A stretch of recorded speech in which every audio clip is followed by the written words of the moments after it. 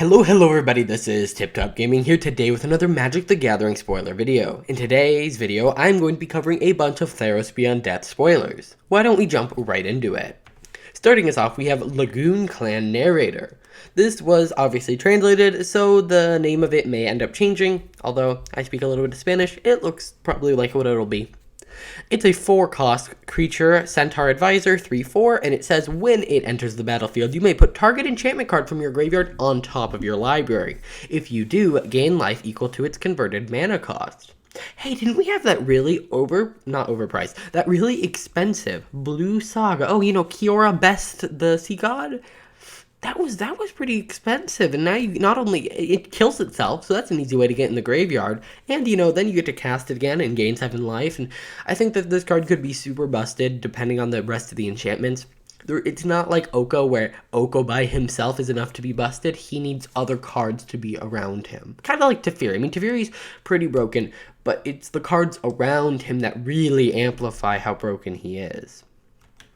Next, we have Alzid of Life's Bounty. It's a 1-cost enchantment creature nymph, and it's a 1/1 lifelinker. That's pretty good. I think this already is a big candidate for being in life gain decks, although a lot of people, enchantment creatures can be good if you're in an enchantment deck, but putting them in other decks can actually be a disadvantage because now you're opening up to a second weakness. Either way, you can pay 1 and sacrifice it and give target creature enchantment you control protection from the color of your choice.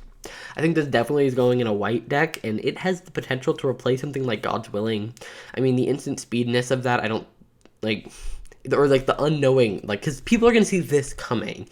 But the fact that God's Willing is, you can't see that coming, I don't know. I think this has a chance of replacing maybe 1 or 2 God's Willings in your deck, and it serves a very similar purpose, at least in a white life gain deck. Also, this is the number 1 card in the set, so there's nothing with an A that starts before it that's white.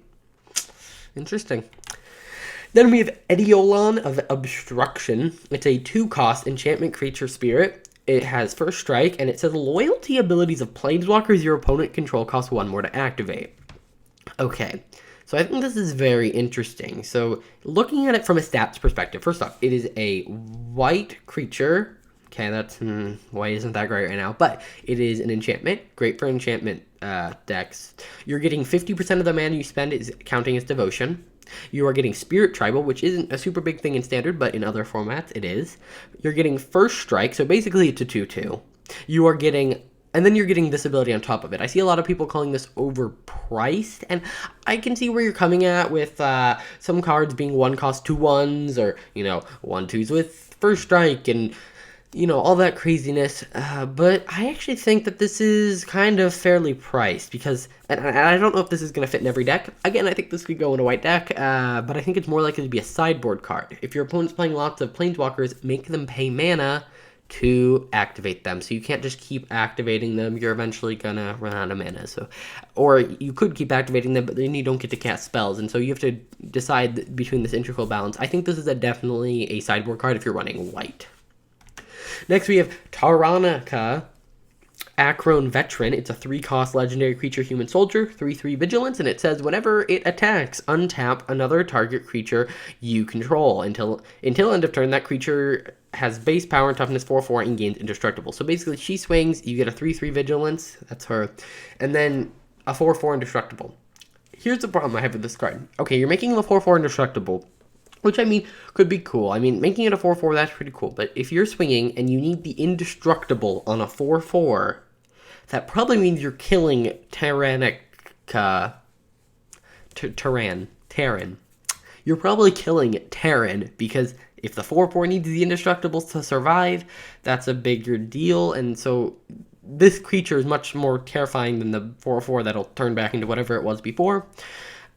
Also, it doesn't say that you may, it doesn't say you may do that. So if you're swinging with her and an 8/8, you have to turn your 8/8 into a 4/4 indestructible. I think this is a terrible commander, and I don't think this is going to see any play in Standard. Next, we have, what's up with the hard names today? Amorphous. And it's an enchantment aura, and it says enchant creature. Enchanted creature loses all abilities and is a blue fish with base power and toughness 0/1. So we have a lot of these in standard, all for different prices. And I mean, if you're in a brawl deck, you basically can run 4 of the same card. I don't know why they don't reprint the same card name. That way, at least, like, you don't have to keep collecting. I don't know. Either way, I guess it works. I like the art, and his military career was a flop, but I think this card is very uninspired, obviously. We've seen it in the past 5 sets. Next, we have Sea God Scorn. It's a 6-cost sorcery, and it says return up to 3 target creatures and or enchantments to their owner's hand. So, think about it for this, like this. For 6, you could bounce everything, and if you had enough permanents, put a permanent from your hand onto the battlefield. When you look at it like that, this doesn't look that great. However, you do have to remember that when you bounce this, you could bounce all your opponent's stuff. You could bounce your stuff to then let it re-enter. You could bounce, 3 things and not bounce the thing with a scary ETB. So it does have its advantages. However, I think a mass bounce is probably going to be more popular. Although in limited, this could be very good. Next, we have Thassa's Oracle. Okay, this is an interesting card. It's a 2-cost blue, so that's good for devotion. Creature, Merfolk, Wizard, 1/3. And it says, when it enters the battlefield, look at the top X cards of your library, where X is your devotion to blue. So if you're playing a blue deck, you're definitely running this card, because at this point, it's a 2-cost 1/3 creature that also lets you look at the top 2 cards of your library, because its devotion counts. Now, if you have any other blue permanent, this gets a lot better. Then you get to put one of them on top of your library and the rest on the bottom. So you don't get to draw it, which does kind of lower it below anticipation, or anticipate, whatever. And then it says, if X is greater than or equal to the number of cards in your library, you win the game. So this is our win con for or alternate win con for the set. And I think it's very interesting. It's encouraging you. This is like, okay, so black has the Merchant of Asphodel. White has that one creature that creates a bunch of 1/1s. Blue has this. This is like their big, do this for every blue devotion you have. And theirs just can say straight out, you win the game, which I think is very interesting to see how they're balancing that. But I don't know how well this is going to do. It depends on the rest of blue devotion, because this can't be the only blue devotion card. I've only seen a couple, so if there's no more blue devotion cards, this probably won't be that popular.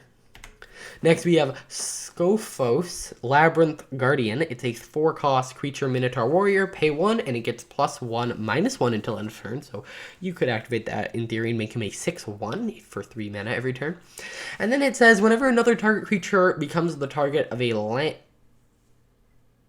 Whenever another target creature becomes the target of a land you control named Labyrinth of Skophos, you may have Skophos Labyrinth Guardian fight that creature. So I included a little picture up here. This was a land that said pay for remove target attacking or blocking creature from combat. So the idea here is that theoretically, let's say they swing at you with 4/4 and a 3/3. You could theoretically block the 3/3 or like Okay, here's a better scenario. You block, you attack with this creature, or you don't even have to block with that creature, but basically you get them to block, and you remove a creature from blocking, and then you have this thing fight the other creature. So say this attacks, and they block with the Land of War Elves, and you're like, no, I wanted to kill your Beast Whisper. You could activate this ability, removing the Land of War Elves from combat, which then triggers it to fight. So then you basically get to choose which creatures block him if you control this land and pay 4 mana. I think it's a really big stretch, although I think it could be really fun if it happens, and there'll probably be a video about this on my channel because it seems kind of fun. Alrighty guys, we have Altar of Pantheon. It's a 3-cost artifact, and it says your devotion to each color and each combination of colors is increased by 1.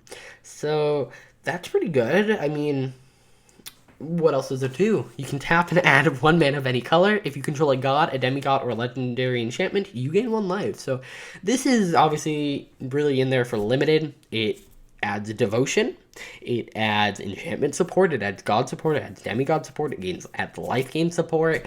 This is really in here as a limited card. Not going to see any play in standard.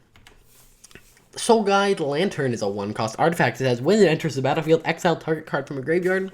Then you can tap and sacrifice it and exile each opponent's graveyard. And then you can pay 1 and tap and sacrifice it to draw a card. So I like this. It enters the battlefield, you get to just exile one card. So you pay one at the time, and boom, something's a problem, exile it. Or if you really need to, you could exile all of your opponent's graveyard. So if they're running an escape deck, whoops, you just got rid of all their fuel and all their escape cards. So that's pretty limited based.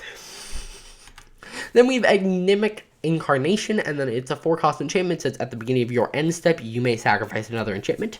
If you do, search your library for a creature card with converted mana cost equal to 1 plus the sacrifice enchantment's converted mana cost. Put that onto the battlefield and shuffle your library.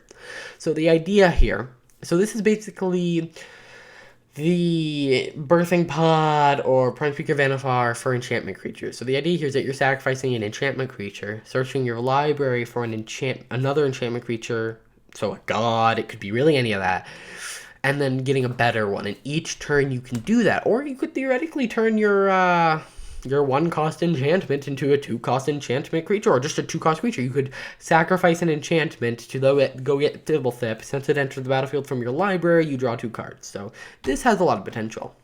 On to our final card, and the one you probably clicked on this video for, Calyx, a Destiny's Hand. It's a 4-cost legendary Planeswalker Calyx, and it says it enters with 4 loyalty, so that's pretty balanced. It has a +1, it says look at the top 4 cards of your library. You may reveal an enchantment card from among them and put that card into your hand, with the rest on the bottom of your library in a random order. So you basically, this guy cares about enchantments, and he's, I think, in enchantment colors. I think they're pushing white-green as the enchantment colors. But you basically just get to look at your enchantments and get one. Perfect. You probably run him just for this in a green-white enchantment deck. -3. Exile target creature or enchantment you don't control until target enchantment you control leaves the battlefield. So this basically turns any enchantment you control. So you could put this on an indestructible god. You could exile their god, right? And then say it's exiled as long as my god remains unexiled. That's pretty powerful, again, in a enchantment deck. And then -7, return all enchantment cards from your graveyard to the battlefield. This is an ultimate, so I'm not going to complain too much about power level. You can do it 4 turns after I guess the turn he comes out, he has 5. Then you have to spend 2 turns to pump him up, and then the next turn you could sacrifice him to do this. And if you did that, you could get some pretty nasty stuff out. But generally, I think this is a pretty good card. Alrighty guys, that's going to do it for this video. I hope you guys enjoyed this video. If you did, please hit that like button, subscribe, and I'll see you guys in the next video. Bye.